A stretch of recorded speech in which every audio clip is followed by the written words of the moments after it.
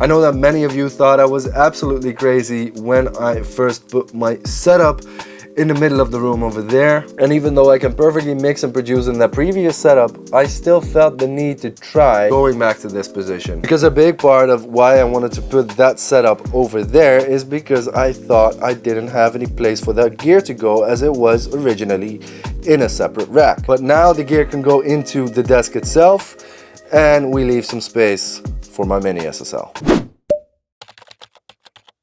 In the previous video, we measured the left and the right speakers separately from each other to really know what their impact is on the room and how they should react acoustically. And that revealed a little bit of a weird spot in the lows, low mids that I kind of wanted to tackle. Now, I'm very curious if positioning them like this is actually going to be better in that sense. But most of all, I was noticing that the stereo image in the previous setup was a little bit vague. I couldn't really pinpoint that well, and I remember that when I first got these ATCs, I really noticed that I could grab elements in the mix, so to speak, and that became a little bit less when we put it in the width of the room. Setting up in the length of the room as I have it right now should make this spot easier to treat, as the left and the right wall are equal distance from the speakers. Setting up in this orientation does limit my speaker placement abilities a little bit, as I would love to move this speaker a little bit inward,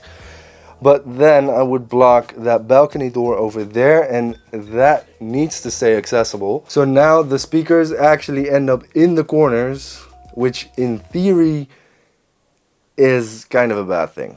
So let's measure to find out if that is actually true. I've got the measurement mic back in the sweet spot, and then it's going into channel 1 of the Apollo. And then over here we're going to check the levels, and when I hit next over here, then we are going to hear some pink noise. I'm going to put this 2 clicks up. I put it 2 clicks up to just have a little bit more extra level in the room and make the acoustics work harder, so the issues we're having will be a little bit more prominent.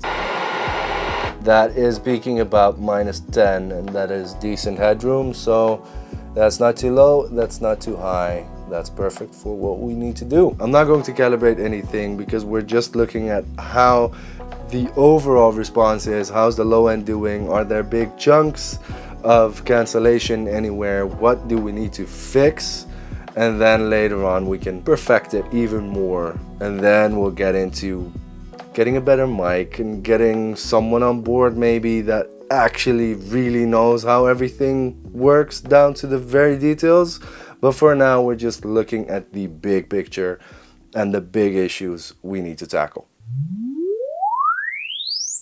Okay, this mic has to stay here because we need that to stay consistent throughout all the measurements we're going to do. But hey, let's just look at the measurement we've done right now. So as you can see, this has no smoothing whatsoever, and it's completely overwhelming because now we've got an issue over at 90 Hertz and we've got an issue over at 877, and here there's a bunch of issues. Here's a big dip, and that's way too much info. We're never going to get to all of that. So what I do is I do a 1/6 smoothing usually, and then we can see what the biggest issues are. Okay, so I did mess up a little bit last week. My Mac crashed somehow, and I have not saved any of the measurements we did with the setup on the other side of the room, unfortunately, so I don't have them in Room EQ Wizard. But I do have a screenshot. In the previous measurement, we see a dip and a peak over here at, I'm guessing, 110 and 140, 150. That has shifted down in this measurement, in this setup. So we've got 95 and 130. This looks more promising, the low end there, because here we've got a dip around 40-ish, and then it wobbles a little bit up. And here it's a little bit more flat.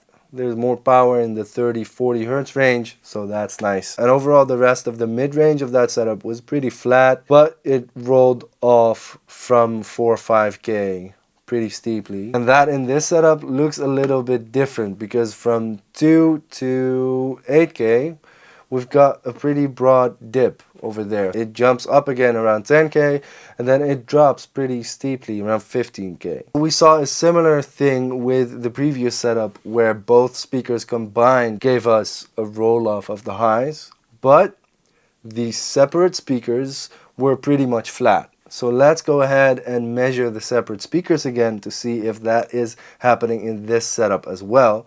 And then we really need to figure out what's causing that.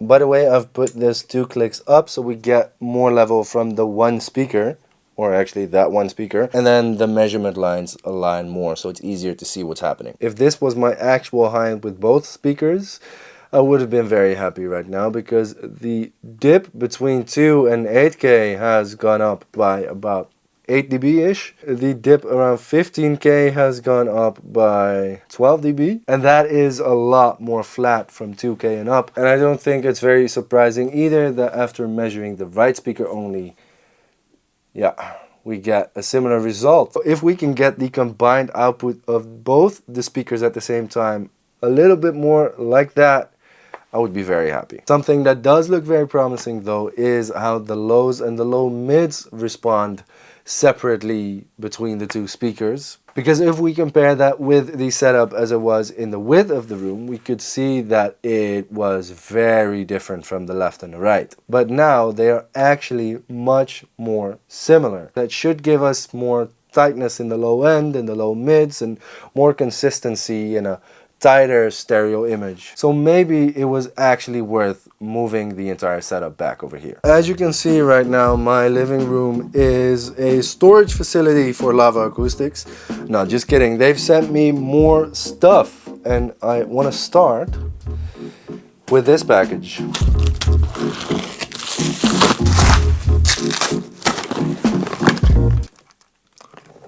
Why are there power supplies? This is acoustic treatment. I love getting stuff, but oh, the boxes. We ain't got no time for this. This is why there's a power supply. Because I think there's an LED strip and then the logo illuminates. Fun idea. Alright, so these are speaker stabilizer isolation pad thingies.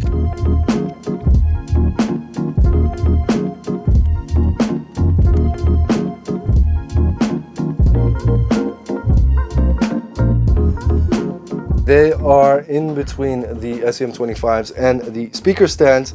These speaker stands, I know there's a lot of questions. They are DIY, I made them myself. If you're curious to see how I made those and how you can make them yourself, then let me know down in the comments, because I might make a video about them and how they're built and everything. So drop that down below and who knows, maybe I'll make that video. Back to these pads, because yes, I truly believe that this would do something beneficially acoustically, but I did really like how this shelf over here exactly matched the width of the speakers, so it was really a neat transition between the stand and the speaker. Now there's this clunky thing and we need to check if... Okay, that does still open, so that's a good thing. They are a bit big, but with the speakers being a little bit higher right now, it is not behind the SSL over here anymore, so that's also a good thing. Before we get into any listening of some sort, I want to measure to see if we can actually tell a difference on paper. Up until now, we've been working with the SPL tab of Rubiku Wizard. That shows us which frequency is how loud in the room. The waterfall plot shows you what the level of each frequency is over time. So how long it lingers in your room and how long it stays present and keeps bouncing between two walls, creating room modes, aka standing waves. Over here, if we grab the right speaker only without the pad, we can clearly see that there's one frequency sticking out, and that is apparently 50 Hertz. Now let's go to the right with the pad and we can see that that is very much gone. Now we can also see that below 30 Hertz there is a lot going on, and I'd need to check what I can do to minimize that, but as we all know, the lower in frequency we go, the more mass we need to actually absorb all of that. So that would mean big absorbers, lots of rock wool, and drastic measures.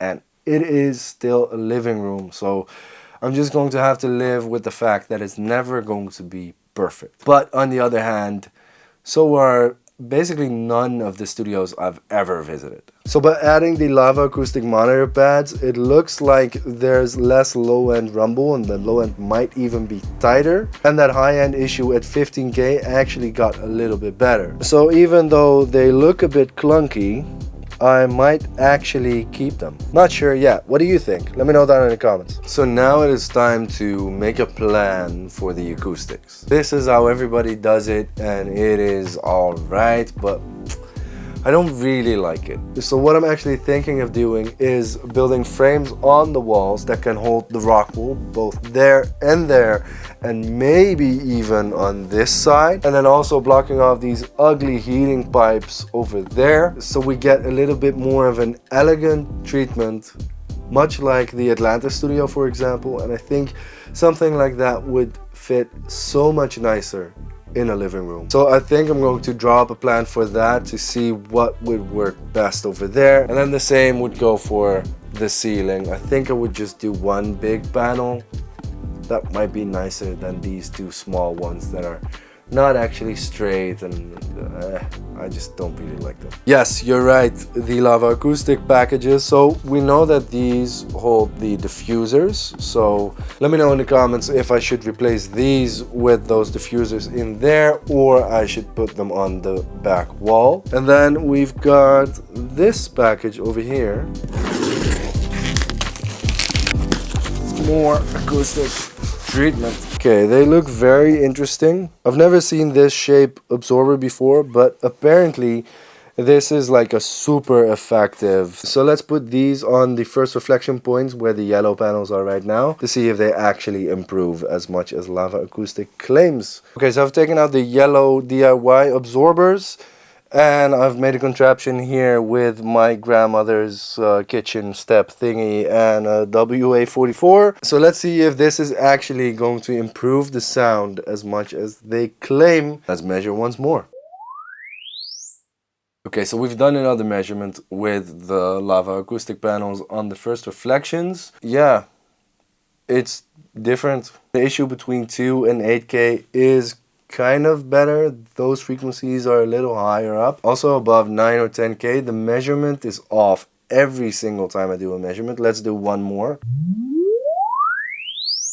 See, this is the exact same measurement as the other one I did in green, and now this is completely different. I don't know, that might be the mic that is 35 bucks and 10 years old that I might need to replace. But for now, I'm more concerned about what's going on down below. That dip around 90 hertz needs to be resolved, and if we can get 130 hertz to come down a little bit, that we get a little bit of a flatter response in the low end, that would be great. But as we can see, these panels are not really helping us in that region. So the high mid issue kind of gets better with these panels, but I'm not sure if the trade-off of them being really dark on the sides, I don't really like that. I want things to be open, I want things to be light, I want the light to come in through to the rest of my apartment. As I'm taking off the panels from the side walls, I notice that it's going to be much nicer if there are going to be white panels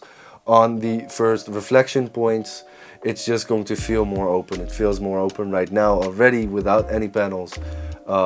If I could have the room without any panels and still have a great sound, I would do that as well. But we all know that that's not the case, and we just can't do that. I'm going to draw up a plan of what to do acoustically and how to build that, to see what I actually need to do construction wise, what to get, how to do that, and I'll take you through all of that, but not in this video. I think I'm going to leave it at that. We have tried a lot of stuff. We've seen what's happening with the room, and I might even get some consultancy from a professional to see how I can get that low-end issue sorted, and most of all, what's happening with the high-end. Why are the individual speakers super flat, and combined they give me all sorts of weird stuff. I'll be back soon enough with another video.